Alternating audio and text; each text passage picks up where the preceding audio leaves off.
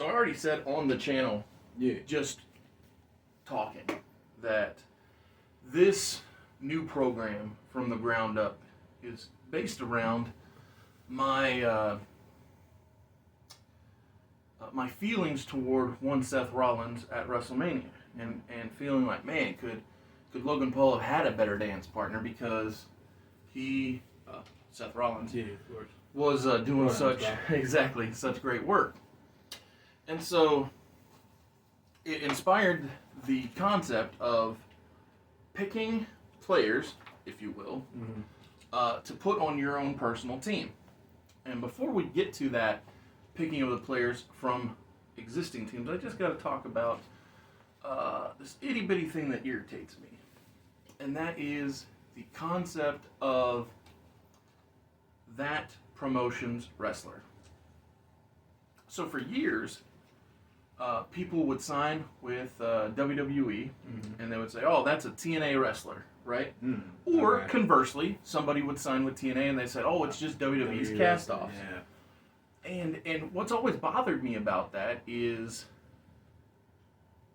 a wrestler is a wrestler, Right. and the wrestler is trying to wrestle and better themselves while doing so. So that's why it bugs me. Like, Of course. like just because somebody had, or let's be specific here, just because AJ Styles had years that decades that he put into whatever. Top Action, whatever. ROH, New Japan. Well, I was gonna say whatever promotion you want to call it down in Florida. Yes. Because it evolved, multiple times from NWA TNA to just straight TNA, from TNA to TNA Impact Wrestling, and then Impact Wrestling. Don't forget Global Force Wrestling. I was getting there. Global Force. You're good. Global Force Wrestling back to Impact Wrestling, which thankfully has finally stuck. But it's the idea that just because somebody, and like I said, AJ is a great example, has lineage tied to somewhere doesn't mean he is their wrestler, right?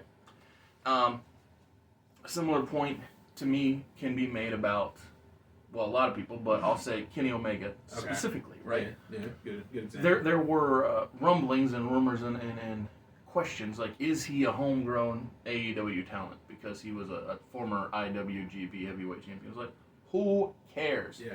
like it shouldn't matter. I bring that up, that idea of wrestlers are wrestlers, because any startup is either going to have people you haven't heard of or hire wrestlers from other promotions. And so that's what we're doing here on From the Ground Up. Here in this particular episode, it is based around not just the year 2023, but as close to the now as possible. So I don't know about you, because you can do whatever you want with your fledgling promotion, but I here at Mr. Super Oz, I bantered about a few different ideas. I was like, oh, is it Mr. Super Wrestling? And then it's Ozfest. No. Let's just stick with what we know. Let's stick with the right thing. It's Mr. Super Oz is the promotion, just like the channel. Right. And it's WrestleFest 2023. It's starting. This promotion is launching on May the 20th, tomorrow, 2023. And so the game is this. I and Josiah, we both get one wrestler from 8 separate promotions. It starts with AAA. Move down. We're doing it alphabetically. I'm doing it alphabetically. I don't know how your turn bracket lays out. I actually like how you laid it out. Oh, here, cool. So both brackets are alphabetical. So it's AAA, AEW, Impact Wrestling, MLW, New Japan Pro Wrestling, National Wrestling Alliance, Ring of Honor, and World Wrestling Entertainment. So we get one wrestler from each of those promotions. And at the end of this launch show, we will have our first top guy for each of our promotions. Please leave a comment below as to what you think of who we chose and how we got to where we're going. And if you have ideas on who you want your top guy to be, leave that in the comments as well. I think that's a great comment. Yeah, if you have a top guy in mind, put their name in the comments, because that's fun. It's nice to see who people appreciate.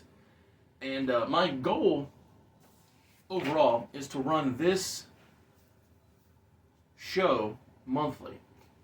Although not always based in 2023, each month will be based in a different year of pro wrestling. And so me and the guest each month will, well, I with you being the exception because you're kind of the guinea pig here. With Josiah being the exception, every month I allow the guest to choose the year that we build from within, so that they have the maximized amount of fun. And Awesome. But like I said, this one is just working with the now because it feels appropriate. Yeah, right. And so, would you like to break down your picks first, or would you like me to build my tournament bracket? Host first. All right. Host. You Show the got it, people sir. how it's done. I like it. So, my first pick from AAA is, it's kind of a cheap pick because he hasn't wrestled there since January, but there's nothing that says he can't wrestle there, and he hasn't officially been, they didn't say, oh, we want nothing to do with you. So my pick from AAA is Cain Velasquez. Oh, wow. Okay. And, you know, the reason being is pretty obvious. It's Yeah. not necessarily the AAA pass, but the legitimacy that he brings Of to course. this upstart company with his MMA pass. That definitely makes a lot of sense. I also feel like Cain Velasquez, like, is a good fit for AAA, like, just with his style. least- I love Because the I've only... look. No, Mhm. sorry. Okay. No, you're good. I was just going to say I love the look that he does because Yeah. it would be very American Yeah. to lean into what you're known for, much like his run in WWE. It'd be real easy to, yeah. Real easy, exactly. But in AAA, now he goes traditional. He puts on the mask and he does it. You know, does AAA Lucha style, Libre, Lucha yeah, Libre, like I exactly. said. Yeah, and that's what I really like about that. And because I've only seen like 2 of his matches, and Mhm. one of them was like really, really, really bad one with Brock. So Oh, that's hilarious. yeah, so obviously I remember the one that was a lot better and was because when I first saw it, I didn't realize it was Cain Velasquez until I actually was like, wait, those are Cain Velasquez tattoos. Yes, Oh, that wow. kind of gives it away. I didn't know he could move like that. That's incredible.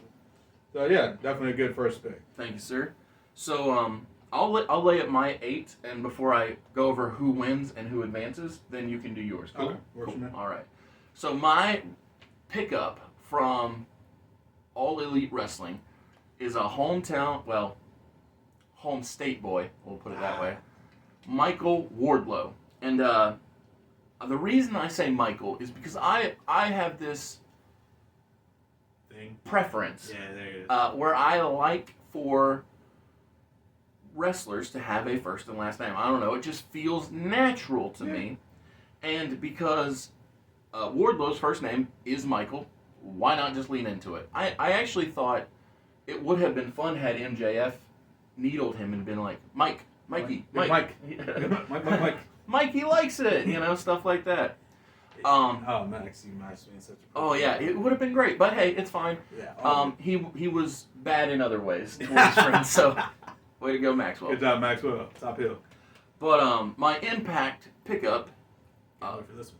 much like Cain Velasquez, is less based around.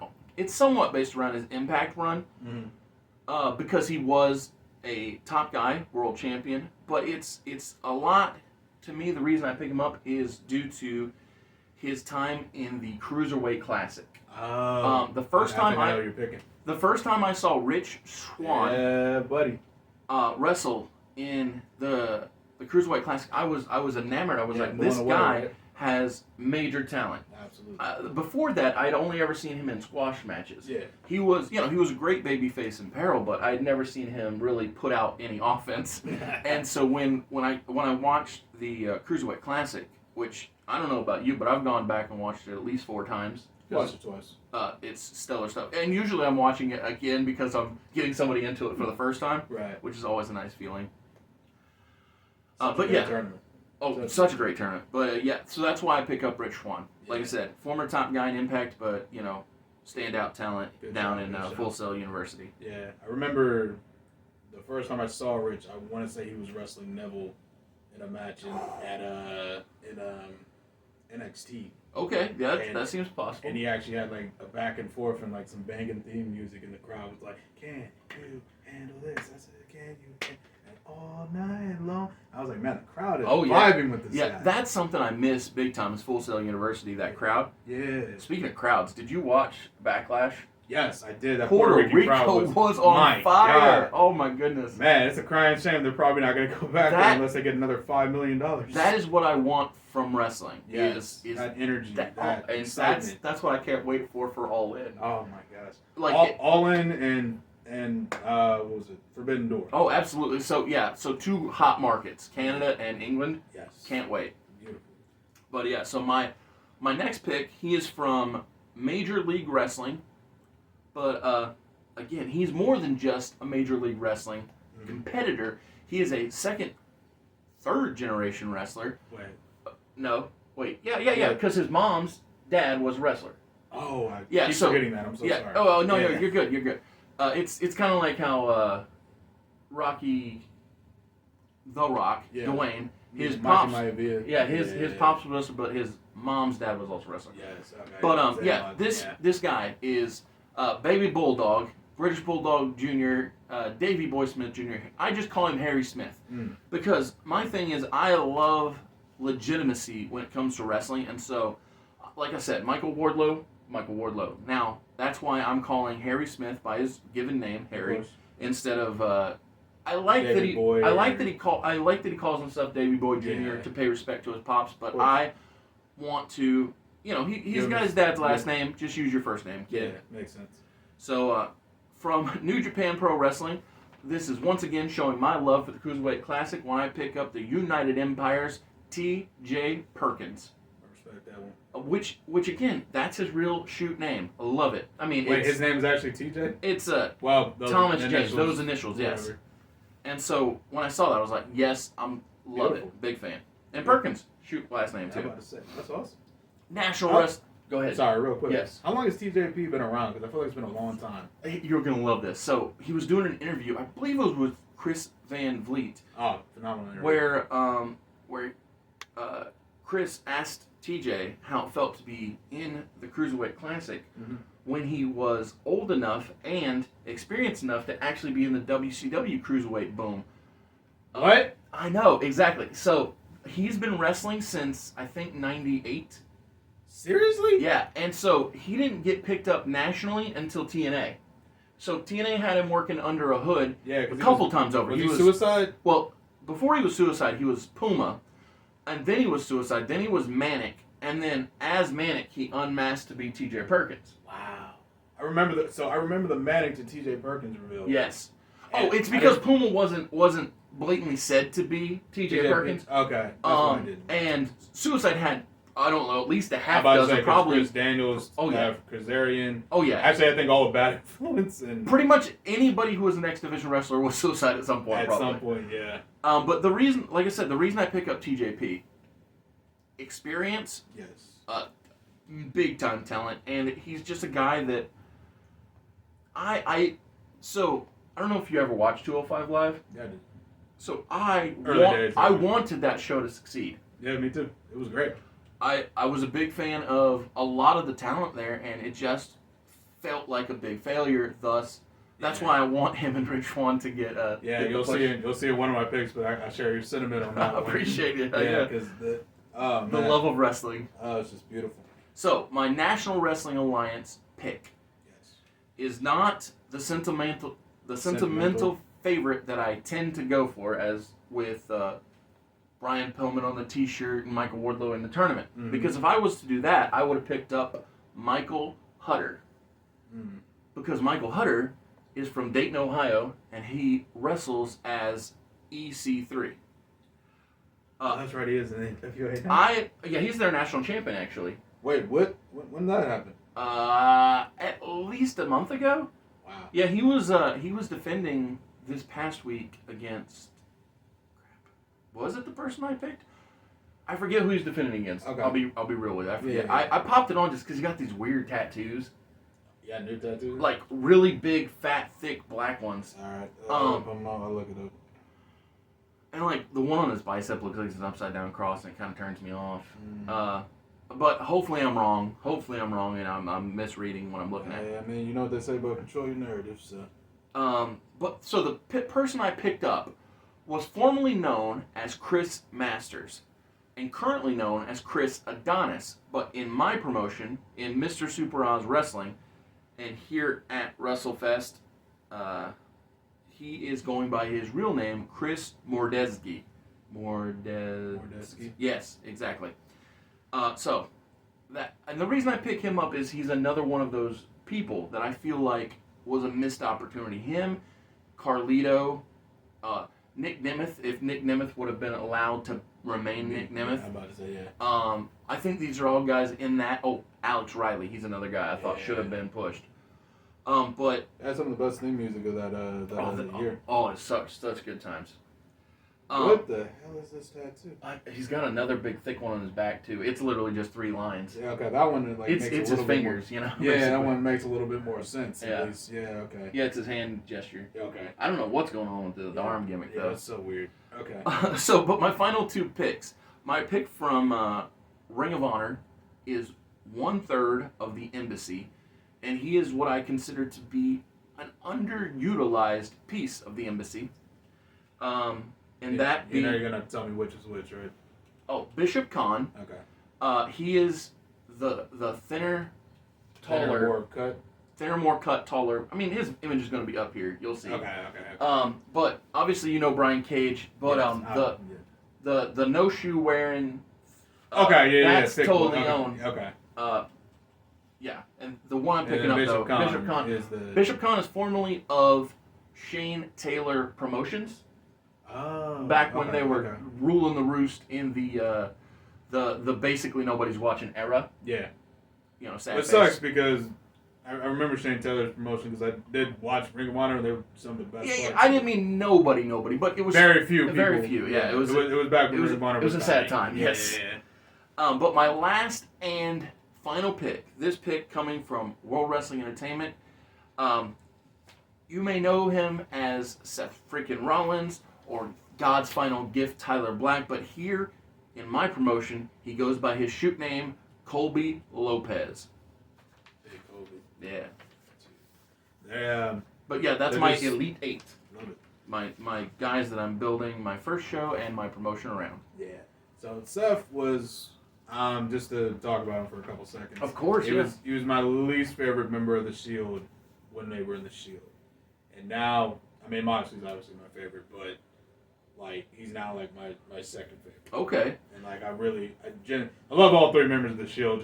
So my reason for thinking Roman was the lesser is pretty simple, and that being that I heard the rumblings, the rumors, the innuendo, the whatever, that the third man was supposed to be once again an Ohio native, which always hits me right in the heart. I'm like, yeah, take him out with those uppercuts and elbows. I thought it was going to be Cassius Ohno, formerly known as Chris Hero, shoot named Chris Spradlin. If I picked him up, that's what he'd be working as. Banger theme music, by the way, that Chris Hero. I love the Virus, man. I loved the Kings of Wrestling theme. Ooh, that was another good stuff. Oh man. I actually, before we do the shilling, as you can see, we both got We're ready to go. We're gonna do it. Don't you worry. But before we do the shilling, I gotta tell you, there are 2 Ohio boys that I want to join the BCC so bad. Let me hear 'em. So, I want obviously Chris Hero to be in. Obviously, I think he's gonna be a great fit. Team him up with his uppercut brethren in Claudio Castagnoli, but I also want the Switch.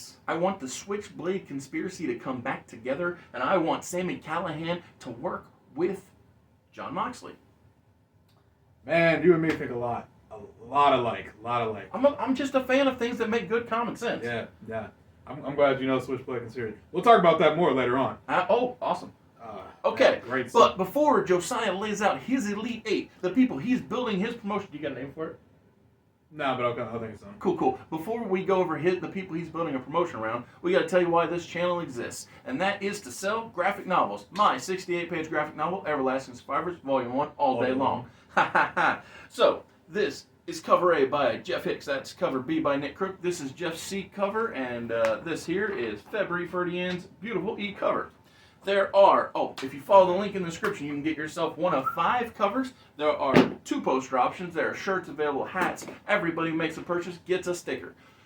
Thank you, and thank you. It is now time to hear about Josiah's Elite 8, who he is going to build his promotion around. So I just thought of a name. Like, I love it, yeah. All right, so my promotion will be called All-Star Pro Wrestling. All-Star Pro Wrestling, okay. Just because, well, they'll all be stars eventually. There you go. Household names. All right, hold up. I gotta get it up on the old phone because I didn't come prepared like my colleague. No, it's cool. I always have the physical because it feels tangible. It feels tangible. Yeah, I mean that's honestly one of the reasons why I prefer having the books in physical form instead of doing digital. Like, is cheaper, there's no production. Yeah, cost. exactly. Doesn't have to print the paper, as they say. But yeah. So my first pick with AAA. I had a really tough time choosing because one, I don't know all of AAA's roster. Oh, of course. That's kind of why I cheated. Yeah. One of the reasons. Yeah, for sure. So I did do a little bit of research, looked it up. I think I told you I watched a couple of AAA shows. Absolutely. Well, Tony Khan's making it extra helpful by booking the entire roster. Like, I appreciate you putting on Gringo Loco and El Hijo del Vikingo. Really saved a lot of time. So thanks to Tony, I figured out my pick relatively early.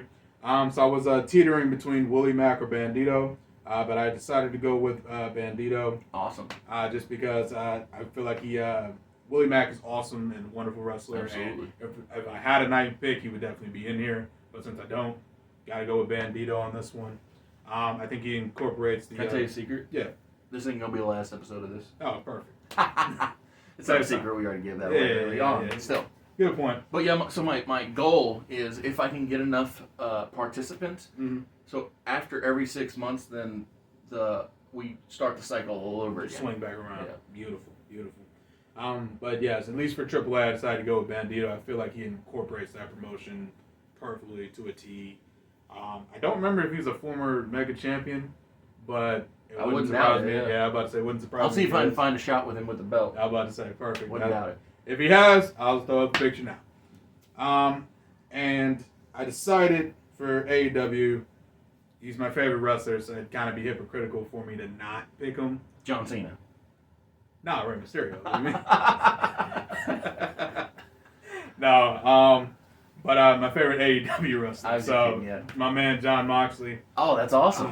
Hey, it's funny. Both of our AEW picks are Ohio guys. Yeah, that's great. Hey, listen, you gotta represent. Represent.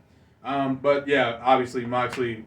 Not really much to say. Really, like he brings his own credibility. He's already an established star in multiple different promotions, so. Literally take your pick. Like he's been there, he's done that, he's won championships there. Yep. So I feel like he's the perfect guy to bring, pretty much play the Chris Jericho role. Well, and think about it. Like I know that they came from different promotions, but this just speaks volumes about the Shield itself. Exactly. That we both picked founding members of this trio relatively quickly. Yes. Next up, my Impact pick, which is I'm so excited about, and I feel like you'll get a good kick out of, because it's the Draw. Yes. Sami Callihan. Oh yeah, the Death Machine. The Death Machine. He's got some good gear, I'll tell you that. My God. I saw this T-shirt the other day. I was like, so I went a big kick on Pro Wrestling Tees. Yeah. I said I'm supporting all Ohio this shopping trip. I got Pillman, Gargano, and Wardlow. Beautiful. Maybe somebody else. I forget. But yeah. Callahan was in the mix of people I thought about picking up. I just didn't. No OI 4K gear, man. That's crazy. What? I had limited funds. I probably spent more than I ought to have when I did. Yeah, we'll leave that a secret. So I have not blown up, and don't have the tons and tons of money. Yeah, it's all good. But yeah, no, he's a great wrestler. I love that he's able to be seen as himself, and no knock on NXT, but not as some random hacker gimmick. Yeah. Been a fan of Sami Callihan most of his career. So it's so funny to see what he looked like in the Switchblade Conspiracy days. Well, before he was anybody, he was no knock. I'm fat, so I'm not trying to be mean when I say this, but he was just a fat indie wrestler. Yeah. And then when he got in great shape, he became a completely new character, and it was cool. And honestly, he's still to this day, like him and Moxley, I think, still cut the best promos in the business. Oh, like, easily. And they both have that gravitas. Yeah, that like when they speak, like people like sit up, listen, and go, "Yeah, I believe every word you're saying." Love it. I honestly believe you'll murder this man. No problems. But yeah, so needless to say, big fan of Callahan. Hence why he will be in my promotion. Yeah, I love it. And I appreciate him drawing in the fans. Yes. Next up, my MLW pick. I'm actually really excited about this pick because I think this is with MLW. There's actually like a whole group of guys I think that don't get a lot of recognition just based on. It's hard to find, honestly. Yeah. So like it was easier when they were on YouTube all the time. I was gonna say I watched it in the early days when Swerve and Riddle were their top guys. Exactly. And Tom Lawler. And well, I was gonna say now they're top guys in other places. So yeah, exactly. Good picks on MLW's part. I'm about to say it shows how good the promotion is at picking talent when like 2, 3, 4 years down the line, I'm like, oh yep, he's a champion there.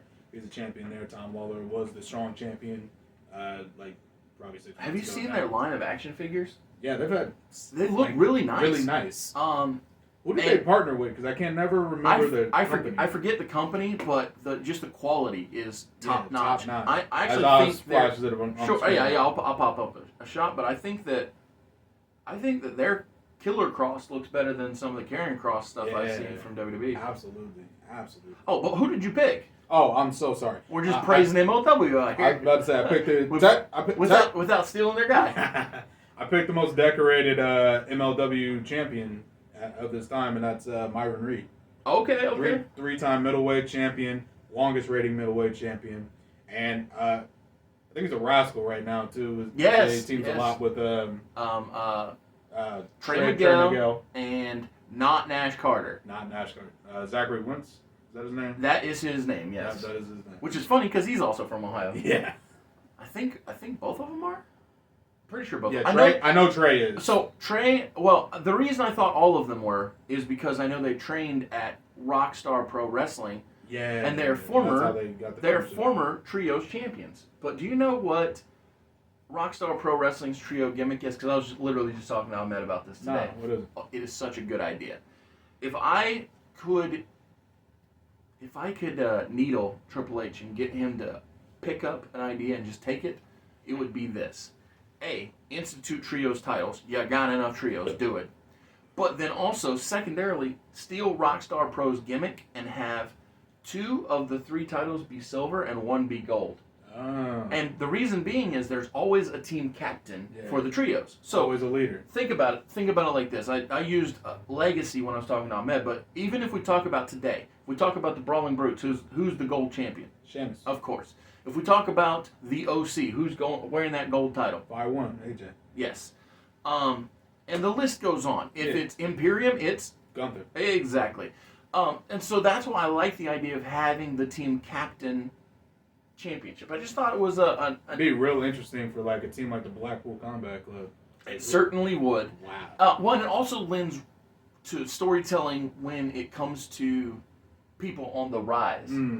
So not just guys right now with the BCC, where you've got 3 workhorse veteran, hardheads. World champion caliber. Exactly. Yeah. But it also works when you've got guys like the Shield who are all on the rise, and it's like at that point, in the beginning, I think you would have maybe said, "Oh, it's easy to say Dean Ambrose." But after they broke up, Seth said, "Oh, it was all in my head. I was the architect. I was the planner." So it's like it's interesting to see the dynamic play out. How it develops after the fact. Yeah, that would have been a really dope idea. But yeah, no, I think that's a great pick, and I love that they've kept the Rascals living on. Agreed. Especially since Dez is, what's his name now? Wes. Yes, Wesley is out doing really good work in NXT. I'm to be fair, so happy that he's getting that solo run that I was afraid was never going to happen. Right. Yeah. Because even in Impact, like he really struggled to be a singles guy before the Rascals came in. Yes, sir. But yeah, so Myron Reed, just short aside about him, just awesome. Really great wrestler, really dynamic moveset, really flashy. Think it would draw a lot of eyes to the products. That's why I picked him as my MLW guy. For New Japan, I'm actually really excited about this pick because I was really high on him before other people were high on him, and that is Shota Umino. Okay. Is he am I mistaken? Mm-hmm. Or is he the guy that Moxley took under his wing? Yeah, that's why I'm really high. Okay, good. I was just double checking because there was a period of time when I had MLW World, Mm-hmm. but not so much the financial burden because it wasn't bad, but it was just the limited time that I have to You didn't devote have enough time to really get into. So it was like Yeah, like I'm not mad to give you guys $10, but like I'm really not using it. Using it, yeah. Yeah, I totally get that. But yeah, it was so I recognized him as a young boy. I really liked his like energy and heart when he was a young lion. And then Moxley just snatched him up. I'm like, yes, Mox, that's the one you want. That's the one you want. I love that mindset that New Japan uses, where they clearly delineate between ready and trying to get ready. Yeah. Like it's a very clear gap.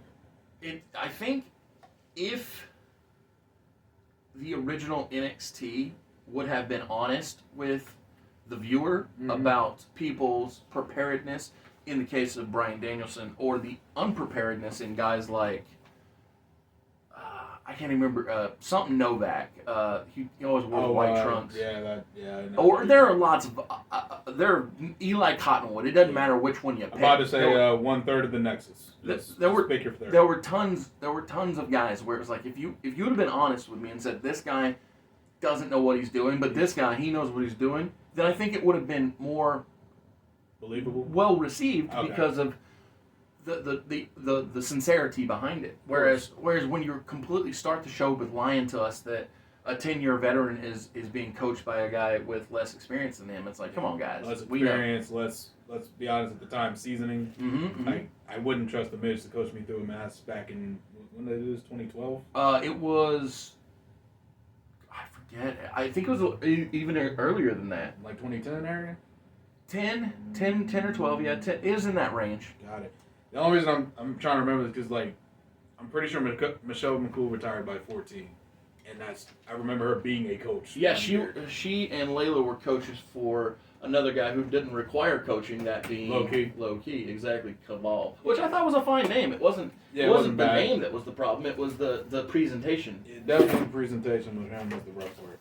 So I'm gonna see if I can cheat real quick and figure out, because I got these notes here, right? Just tons and tons of notes. Mostly from Alpha Entertainment Worldwide, but just generically the channel. Just generically the channel, and I think that I might actually have the NXT document. Well, so if we make it to the third brand in Alpha Entertainment Worldwide, the third brand being 2012. 2012. All right, yeah. Cool. No, I take that back. I'm wrong. Just kidding. 2012 is when Full Sail University NXT began, which was a couple of years after program. Yeah, the Full Sail, the good stuff where Black and Gold. Rollins wins the title and stuff like that. Okay, that era. So it was a couple years prior when the stupid make believe reality show was going down. Got it. But my point is, we make it to the third brand, which we have every intention of running Alpha Entertainment Worldwide. We got some time before we get there. We have every intention of relaunching ECW. Actually, that's one of the reasons why the thing even exists. Mm-hmm. So, one reason AEW Alpha Entertainment Worldwide exists is because I thought the WCW made a lot of mistakes. But the other reason why this new version exists is because I know that Vince McMahon made a lot of mistakes in his relaunched ECW, and I have plans to do it correctly. See, because that's a subject for another time. There you go. So, I could talk about that forever. Yeah, it'd be easy to. But yeah, big shooter. I thought he was a good representation of what I'm looking for in my promotion. He's, I think, the youngest guy out of the people I picked too. So, I wouldn't doubt it. Yeah, so easily a lot of room for growth. But looking to make a star out of him nonetheless. Next up in NWA, I have the Pope. Okay. Yeah. Well, you're going the opposite there. Yeah. From young gun to seasoned experienced. Very seasoned. Guy. Very. Did around the block once or twice. Do you know what Vince McMahon wanted for Elijah Burke? Elijah Burke? Nah, what do you want? He wanted him in the Spirit Squad. So he is the only man from OVW to say no to the Spirit Squad. Oh, big respect to him. Yeah, Because he made the right decision. I wish Nick Nemeth would have said no to the Spirit Squad. Yeah. Just because I think Nick Nemeth would have been great to be Nick Nemeth, wrestler extraordinaire. Yeah, I can't remember. Was he a caddy before the Spirit Squad? He was a caddy before the Spirit Squad. Okay. Yes. And then okay. And once again, that's another reason why I wish that Nick Nemeth. So Nick Nemeth as the caddy was Nick Nemeth, Yes. and Nick Nemeth in the Spirit Squad was Nicky. And so that's why I wish Dolph Ziggler never existed. And again, spoiler. It is a dumb name. Spoiler, when Nick Nemeth debuts in Alpha Entertainment Worldwide, he will be Nick Nemeth and will never, ever not be Nick Nemeth. Unless he gets hit in the head and has amnesia or something and forgets who he is. The Eric Young gimmick, I got you. Yes. Don't fire Eric. Don't fire. Who'd you pick up from Ring of Honor? AR Fox. Oh, okay. Thought it was a easy, no-brainer kind of pick for me. Yeah. He, another one of the very unappreciated guy, but he's finally getting his flowers as of the last year. Maybe even under a year, I think. Yeah, under a year. But he's been awesome for decades. Like, I've literally, anytime I'm like, oh, AR Fox is on the card, this is going to be a great show. I forget who it was, but I just saw this graphic on the internet that showed this person trained this person, this person trained this person. I was blown away when I saw AR Fox. Who AR Fox trained Of the modern era. Yeah. And because some of them I knew, like Booker T trained Roxanne Perez, right? No surprise there. Makes sense. And he's crying on TV every time he does it. And Seth Rollins trained Nathan Fraser. Yes. I was like, okay, no shock. But when I saw AR Fox trained, I forget who, but I'll pop it up when I find it. I was like, oh, it's good to know. It's fun. About to say learn something new. Yeah, every now and then I hear, oh yeah, AR Fox trained this guy. I'm like, that's why he's so good. Makes perfect sense. But big respect for Fox. Love the dude. So welcome addition to the roster. Again, wealth of experience, wealth of charisma. Thought he'd be perfect for the fold, if you will. Yes. Let's see. Next up, and this last pick. So obviously WWE has a massive roster, so I had a lot of options. Oh my goodness! Like I think NXT UK died, but just murdered. Just counting the 3 hours of Raw, the 2 hours of SmackDown, and the 2 hours of NXT, you've got a massive amount of options when it comes to picking up any number of people, and so that's why it's fun to see who you choose to take on AR Fox. Yes, and when I was looking at that, and I was like, man, that's a massive roster of individuals, so I'm going to pick somebody that did not get picked. And this actually went back to the conversation we were having earlier about the Cruiserweight Classic. Okay. And it was the big standout star of the Cruiserweight Classic despite not winning. Ooh, I think I know. Cedric Alexander. Yeah. That was a great moment. The crowd saying, "Please sign Cedric." And then Triple H coming out and being like, "I got you guys. Don't you worry, I got it." That was a great one. Yeah. Oh, dude. Yes. And then I have to ask. I mean, I would assume the answer is probably yes, but have him and AR Fox ever touched? Not once. You looked it up. I did. That's amazing. So, granted, I did this on Cage Match and I didn't see anything. So. That's fine. It's fine. I was just saying that it's amazing because, the great wrestlers. Great wrestler. And that actually pull up your list again real quick. Have any of your people touched?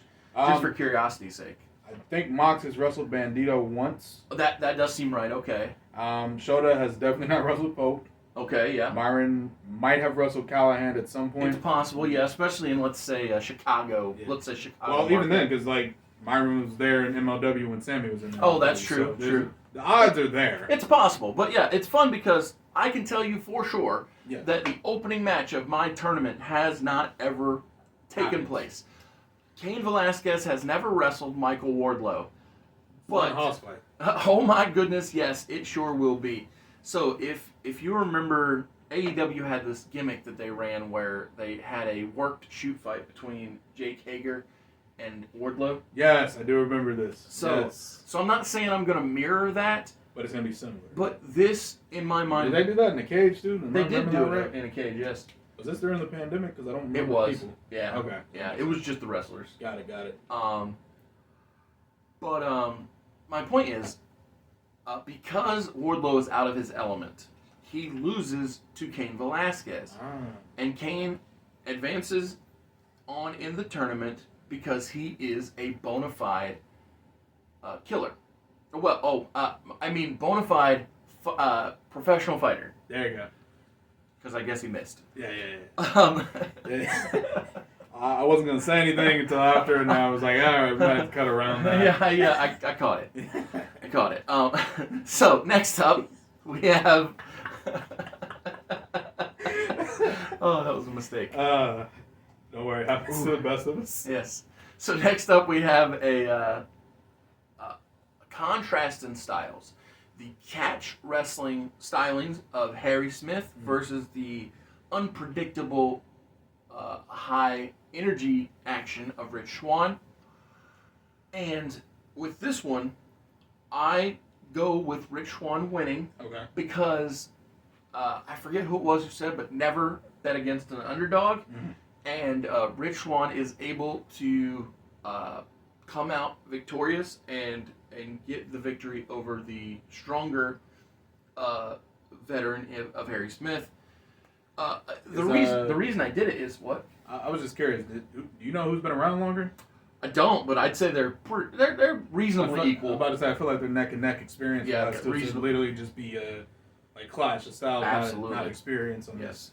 But what I was gonna say though is it was irresistible for me to put Rich Swann versus Cain Velasquez.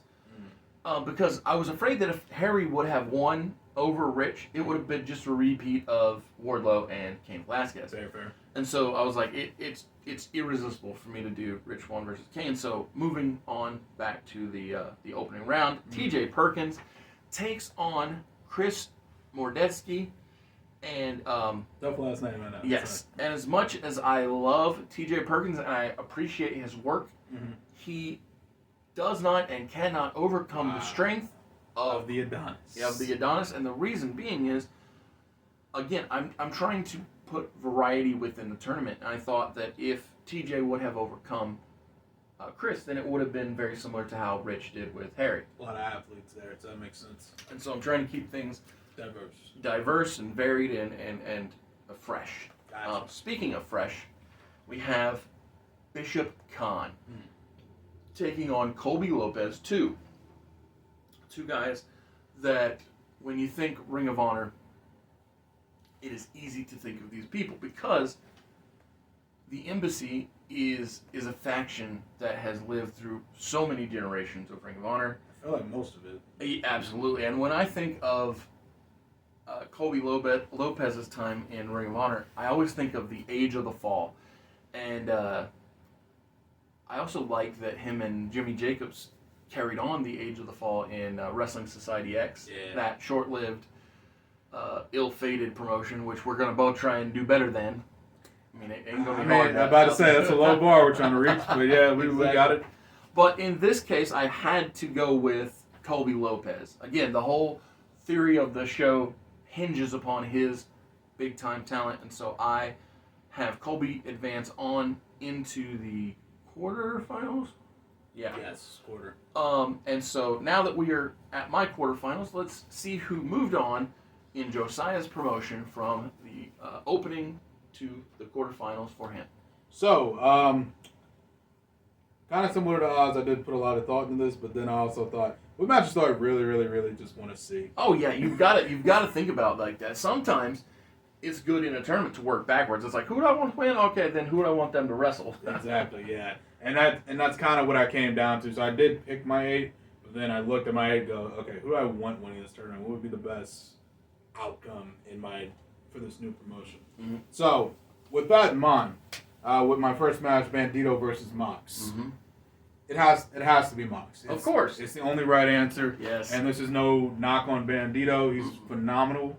And since the series is continuing, I can do more with him at a later date. Yes. But for right now, it just feels right to have Mox going on to the quarterfinals.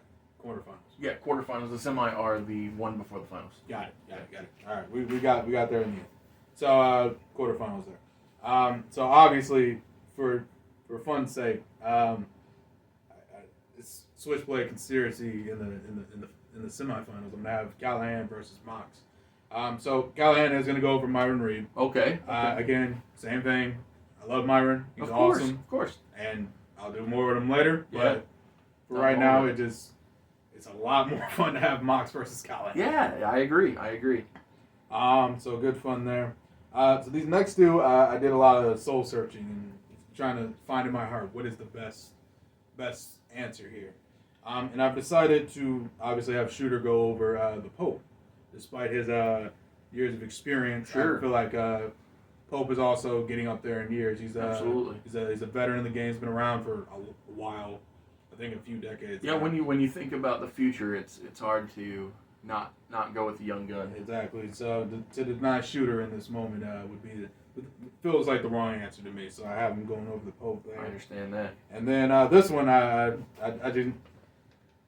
Like I said, I didn't see if this match ever happened, but if it did, I've never seen it. Okay. So I can only imagine this being amazing. But AR Fox versus Cedric Alexander. Yeah. It's just good fun. Yeah, I think that as soon as you even hinted that it was going to be Cedric, and I had it in my head, I was like, I want to watch that match. Yeah, right? So, like, Right. yeah, absolutely. Yeah.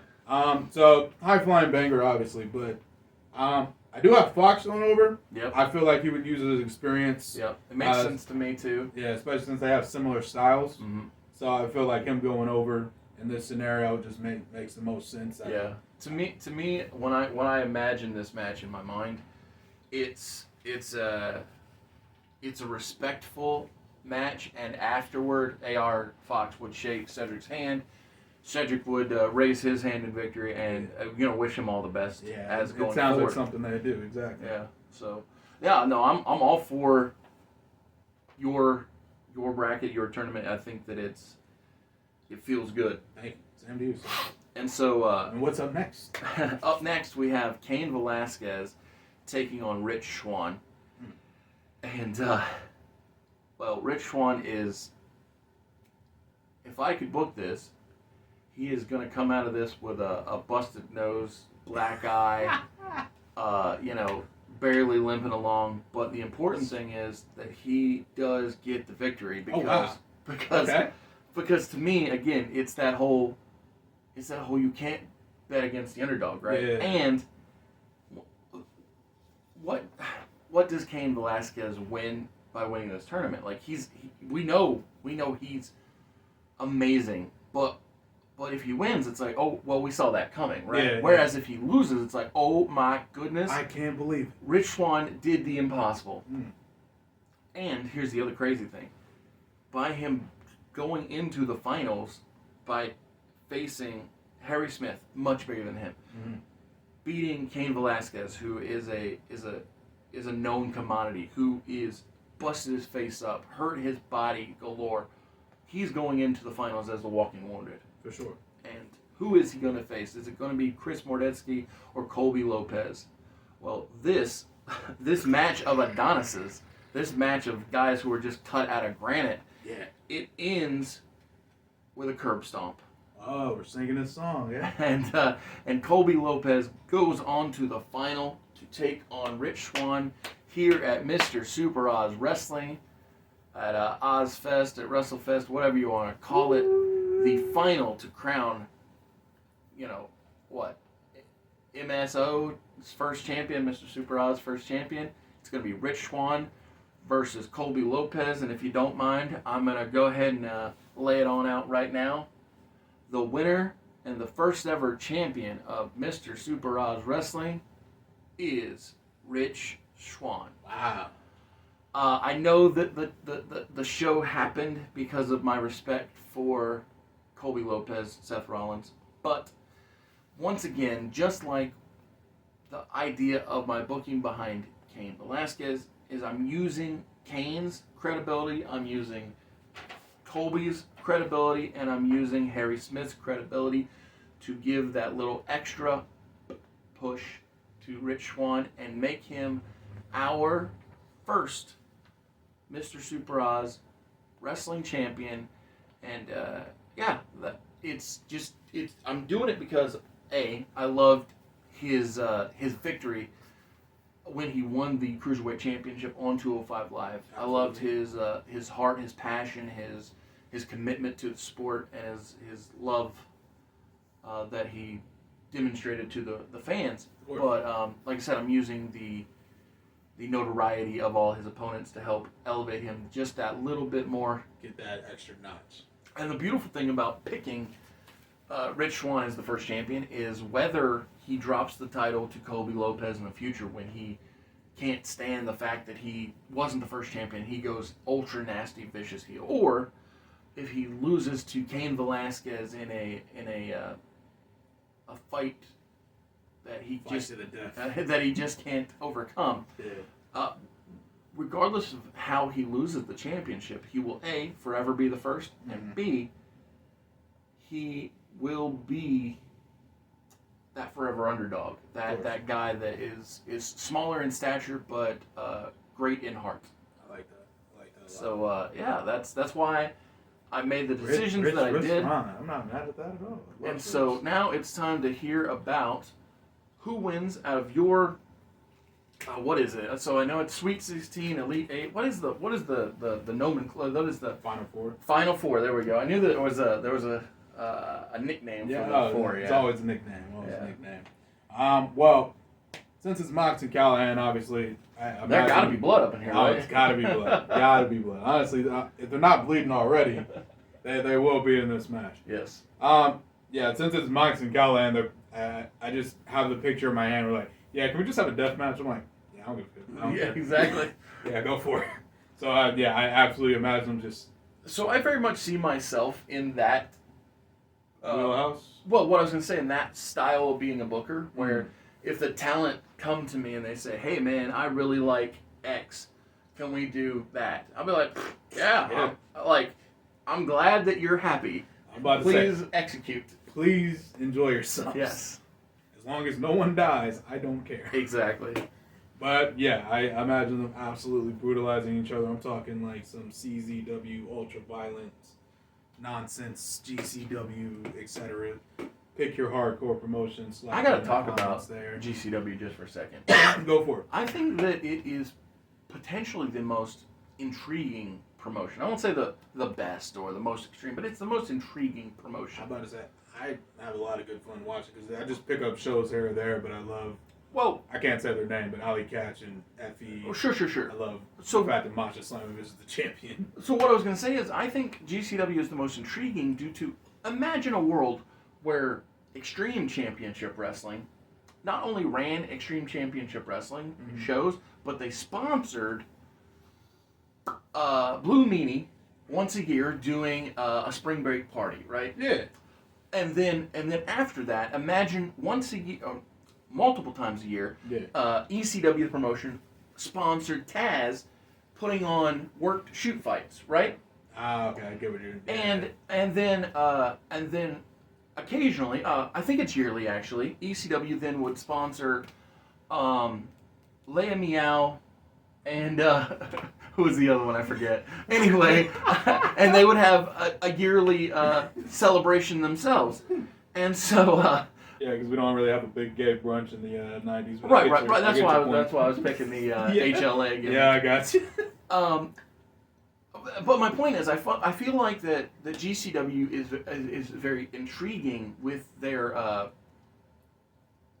approach to the amount of wrestling that it falls under the banner of Game Changer Wrestling. Well, and it's smart too because all those shows you just named, well, hypothetically named. Yes. They're all booked by the wrestlers that are sponsoring. Yeah, which makes and that's them why unique. That's why I picked wrestlers Yeah. from the ECW that would. to Exactly. could be that. I'm about to say. And it doesn't have to be Meanie. It could have been Stevie Richards or anybody. Honestly, I feel like Minnie's Of course. probably the best comparison. Yeah, no, I think it's fun. But yeah, no, it's such a unique concept and it works so well because, well, A, it's the Indies, you can do whatever you want, Yes. and B, Well, and Like, that's the beauty it of works the for name. years. It's That's just- the name. That's the beauty of the name Game Changer. It's Yeah. not like their name is Blood and Guts or Combat Zone. Or, Combat Zone. Exactly. That's a good call. It's not like their name is Combat Zone, which is very limiting. Yeah, Whereas Game Changer is whatever changes the game. yeah. It's So kind it's of like cool. New Japan trying to figure out how to branch off in the U.S. when they're called New Japan. Yes. I'm like, you guys are literally called New Japan. It's not like you're called World Japan. Well, I know exactly what they should do, and this is just my opinion. I don't think they'll ever listen to me, and I don't think anybody from Bushi Road is going to watch this video. But to me, the minute they wanted to leave Japan, and I know this is probably blasphemous to somebody who loves New Japan, but they have a name staring them right in the friggin' face. International Wrestling Grand Prix. Yeah. That's the name. That's the name of the show. Yeah. Honestly, yeah, pull it off. To me, that's the way you go about it. Yeah, makes sense. Because you want to be international. You already have the international flavor. I mean, the leader of the Bullet Club is Finley's son. You know. Yep. So you got your Irish. I mean, just recently they had New Zealand. Yep. Yeah. The list goes on. I think Father's from Australia. No, Is he? I thought he was Tongan. He might be. Well, I know they got a lot of Tongans. No, I think he wrestles in Australia. That's what it is. Oh, okay, that's fine. He's But in Australia, my right? point is, they are international. They're an international group That's- inside of this Japanese promotion. Yeah, and so like if New Japan wanted to rebrand as IWGP, I'd be all for it. Wouldn't be mad at it. The belts are beautiful, most of them. I was about to say Master World Title. Yes. Well, I always imagine the one before it, and then also the one before it, when I think of the world title, because both of those were beautiful. Definitely the. It's funny ideal though, version the of a current championship. one has grown on me over time. I in no way do I think it has superseded its predecessor or the one before it, but it's grown on me, so I don't hate it as much as I used to hate it. You know what? Since we're on this belt conversation, Yeah, I haven't had a absolutely. chance to talk to you about this new World Championship. What do you think of it? I think it's almost exactly something I designed about a year ago. Yeah. Because Minus the lions, so I didn't draw lions looking out of the Yeah. belt, but the big goal. So what I did when I designed it, because I'm always on this championship, shouldn't just be the big logo and change the color straps. I hate it. Like Right. in 2K, I made different Raw Women's Championship and SmackDown Women's Championships, and I don't call them Women's Championships. I just say Raw WWE Raw Championship and WWE SmackDown Championship, because when a woman's holding it, it's implied that it's a woman's title. yeah, you would think, right? And so what I did when I created them is I put the logo into the title design, not the WWE logo, but the show logo. Yeah, right. Because if you're gonna call it, Blah blah blah championship. then why not Just have the put it in show's there? logo, Yeah, yeah. makes sense. But my thing is, I like the design. However, I will love the design just as soon as we get a new, preferably not undisputed Universal World Heavyweight Championship. You mean a better name? I see. Well, no, I'm fine with leaving it as something, Yes. but not undisputed, because now that there's a secondary world title, it's not undisputed, No it's longer disputed. undisputed. So if you must call it Universal, so be it, because I looked up the definition just out of curiosity, and it's no different than the Intercontinental title, the World title. The Universal title is, if you look in the thesaurus, it is synonymous with World. World, Universal, Intercontinental, they're all like Okay. global. They're all the same. They're all in that same wheelhouse. Okay. And so I'm fine with the name Universal, so long as we get an updated, beautiful gold and silver championship that isn't just the big logo. Yeah. Simple request. Cool. That was more of a How about curiosity. yourself? thing. How'd you feel about it? I liked it. I wasn't blown away by any stretch of imagination, but I did look at it and go like, this looks like something Oz showed me at some point. So you're right. I bet I did show it to you. But what I really wanted, and I know this is off topic, and we got a couple. You got a couple matches to lay out, but this is off topic. But that's the beauty of this episode, is that it's free reign to do wrestling fun stuff. So For sure. I made this pitch the day after the title debuted, Yeah. that I thought Paul Heyman should have been a smartass to Cody Rhodes. Not to his face, but because Paul and everyone knows that Cody wants a modernized Winged Eagle championship. Mm-hmm. And I've seen some on 2K, hopefully I can find one to pop up here, that I thought it'd be beautiful and ironic and entertaining if Paul bestowed upon Roman a new Universal Championship design made as a modernized version of the Winged Eagle title, as a smart aleck like, here you go, Roman. Here's your gift of a new title. And it's just ironic because Cody wants it, but he can't have it. And that's the finest kick to the nuts I've ever heard in my life. well, and the funny part is, so it works on multiple levels. One, the joke of you want it, but you can't have it, and he's got it. But also, it will help establish in people's minds that A, this is relevant because Roman's holding it, and then B, because I'm afraid that whenever a new title design is shown, especially if it's not with Roman, that people will instantly think it's less than because it's not two straps. Yeah. So you probably weren't watching when they went from Big Gold and Big Eagle to Undisputed, correct? It was 2002. No. Okay. Retroactively, because clearly you know about it, what did you think when you saw Triple H go from the two straps to the new design? Do you have an opinion on that? Because I have an opinion from living it. So retroactively, I didn't think much of it, just because by the time I started watching, there was always one strap. Okay. It was never, like, I didn't know that was merged into two until I went back and go, oh, there were two belts. So I have to show you this thing before you leave today. Yeah. It's a hybrid of Big Gold and Big Eagle, and it's what they should have given Triple H. It's a hybrid of Big Gold and Big Eagle. Yeah. And no knock on the Undisputed title. I own that belt for some years, and it's beautiful, but it's nothing compared to both of those designs. Right. I think Big Eagle with the blue and the block logo and the Steve Austin heritage. Different level of prestige. Oh, it's beautiful. But even that, compared to the stacked images on Big Gold, doesn't hold up. Right. That's why I think if you would have married the two together, like I found on 2K, which I want to show you, I actually gave it to Triple H because of that mentality of, like, if they would have given this to Triple H, it would have been better to give it to this man right here. As a matter of fact, I'm gonna throw an AEW logo on that, and that's what Triple H. We're gonna be like, this is what he should have been carrying. This is what he should have had the whole time.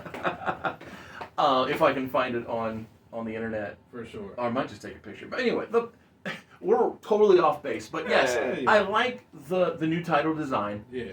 And I think that I'll like it even more when we have a new Universal title design, which I pray is coming. Yes. And I feel the same way about the women's strap. So, before you book your final... You're good, man. The climax, before you book that, I got to tell you, I was asked on Monday. Yeah. Yeah, on Monday I was asked, how would you have felt if Zelina Vega won the title off of Rhea Ripley in Puerto Rico because the crowd was so hot? Yeah. And I said... I know why they would ask that. And so I said, well, I would have been fine with it. And here's why I would have been fine with it. I would have immediately had Bianca Belair come out on SmackDown and say to Zelina, hey, I'm so proud of you. Your hometown, you did great work. Great work, pat on the back. But here's the thing. We're here on SmackDown. I may be the longest reigning Raw Women's Champion ever, but I need that SmackDown Women's Championship. And so at Night of Champions, I challenge you, Zelina Vega, SmackDown Women's Champion, for my Raw Women's Championship, champion versus champion, title for title, winner takes all. Fair enough. And so the reason I do that is because I think Night of Champions, when Roman hits 1,000 days, is the perfect time to gift him with the new title strap or the title design. That would make a lot of sense. And then I don't see them doing it. If it you would make a lot of sense. if you follow up with on Raw/SmackDown, however you want to do it, with giving Bianca Belair a new combined women's title, to replace all big logo belts. That's the point of this. Yeah. That's my whole point. It's like, I think that's why I would have been okay with Zelina winning, because I think that it would have served a greater purpose. For sure. And I still feel that way about Rhea and Bianca. I think that Rhea ought to be the one to defeat Bianca if they go one-on-one, because Rhea wins more by it's the same logic that I use with Kane and Kobe with Rich Swann. Yeah. Bianca losing means more to Rhea than Rhea losing means to Bianca, in my opinion. Makes sense. Yeah, those are my World Championship design thoughts. Yeah. Well, good stuff. Good stuff. Yeah, I was just out of curiosity. It wasn't No, well, life or death thing, but well, sure, but so I did an entire solo video on booking that new title with exclusively Raw wrestlers. yeah. And that so would've made I sense. definitely Yeah. exactly. So I definitely have opinions when it comes to that title and title designs in general. Et cetera, et cetera. Out on the channel now, I'm assuming. Yeah, it's live. Yeah, okay. Perfect. Just want to be sure. What the hell was it? Oh, you are booking your final four. So Right, okay. you've yeah, got I'm you've back, got I'm the Switchblade back. Conspiracy fighting each other in a death match, which we don't have a victor for yet, and then you have the Shooter taking on AR Fox. You got it. And so those are the matches that we are here to talk about. Perfect. And by talk I mean you and us listening. Yeah, you got it. Well, I'm pretty sure I already did the spill already. But after they finish killing each other, Mox just hits the what's it called now? Paradigm shift. Yes. Which is That is the AEW version. yes. In New Japan, it is the Death Rider. I'm not gonna lie, I like Death Rider better, so we're gonna go with Death Rider. Yeah. But Mox secures the W against my boy Sami Callihan. Ain't nothing wrong. I feel like again, Mox bigger star, most logical person to go into the. Well, finals. especially since I can already feel the finals coming. Yeah, because I'm sure you already pieced together. It's Mox versus Shooter, Yeah. which is gonna be good fun. Absolutely. Again, Shooter doing a classic, overcoming the man with way more experience than him situation. Throughout this tournament, I imagine, because even now, like watching Shota's matches, he has a lot of his own style mixed in with like kind of like a hard edge style, similar to how Mox would wrestle. Sure. So like, Makes you sense. like you can tell he pulls from Mox without directly copying him. Yes. Finisher aside. Like it. But it's a really good like hybrid style that like shows his own ability Mhm. while also paying homage to the guy that kind of put him On the map. Yeah. exactly. Yeah. So having this finals between the two of them is a good way to show that even more. So my only question at Yeah. this point is, are you booking with my philosophy, which is using the credibility of one wrestler to help elevate another, or are you going the safe route, which is putting your all-star pro wrestling championship on the known commodity? Yeah. So you remember the saying I said at the beginning of this? What our slogan is: All Star Pro Wrestling. Yes. We make stars. Uh-huh. Shooters winning. There you go. I love it. And the reason Shooters winning is I'm not actually putting any money in this promotion, so I can make that risk and it'd be okay. I like it. But B, I feel like beating John Moxley. First of all, everyone already knows who Mox is. Yeah. He's already a household man. Yes. And Like I said, it's the same logic I use with Kobe Lopez. Exactly. He is already credible without being credible. I I- think it's hilarious Yes. that the two members of the Shield dropped the ball at the final hurdle for both of these tournaments. So But that was not by design. well, you're right. It wasn't by design. We didn't talk about this in advance. But here's the other thing. So I've already pre-booked the next 2 episodes on my behalf, right? And on the 3rd episode, I had to force myself not to pick the underdog because I was like, I don't want this to become so dang predictable that Yeah. every time that this episode drops, it'll be like, oh, who's the smallest Well, guy? I know exactly who's winning this one. So in the third round of this this from the ground up concept, I have to go against my Better, like, your my heart. instincts. Yeah, my your instincts. It's what feels right. Yeah, and I think the other thing for this match, too, because especially with Shooter and Mox, they have all this history. I'm thinking about this logically, right? Yep. Mox just got out of a death match. Yep. So he's That he asked wrecked. for. That he asked for. And this is against Callahan of all people. Of course. So who, like, let's be honest, like, these two are best friends. Love it. So who's gonna kill you more than your best friend? Yeah. It makes sense. Well, and not just kill, but like it's long been said in the wrestling business that good friends make great enemies. yeah. And so that's why every one of Kevin Nash's best matches were with Shawn Michaels. Yeah. Or among his best matches The were with Shawn. click members, basically. Exactly. And same with Lex Luger. Most of his best matches were with Sting because they were real life best friends. Yeah. And so Shawn Michaels, Triple H, another great example of that. So Yeah, because you want to make your friend look great. well, and it's also a trust thing too. Yeah. So me and G, right? Yeah. We made in my opinion, we made good music together Yeah, because yeah. we were out there trying to accentuate each other's positives while also making sure that our negatives weren't noticed. The Paul Heyman philosophy. Yes, yeah, you figured out where I picked that up from. But yeah, man, I tell you, like I was just texting with him the other day, and I was like, dude, if I ever come into money, we're going on like a farewell run, like get this tag team gimmick going, because like we had so many great matches against each other. I just love to have great matches together. That's actually how Paul Heyman put the Public Enemy together. Really? Yeah, he saw them have so many great matches against each other. I bet these guys make I bet you guys make a great tag team. Let's just make this happen. I love wrestling. Yeah. But yeah, just final reason why. Absolutely. My bad. No, you're good. I'm just going to say thanks because it's fun. Yeah, absolutely. I also put it on Shooter because this match would mean everything to him, and for Mox, this would just be another match. Absolutely. And I feel like having him as the first champion, because I love AEW, love AEW to death. This is All Elite Pro Wrestling, by the way. Yes. Yeah, not Alpha Entertainment. Not Alpha Entertainment. Love that too, though.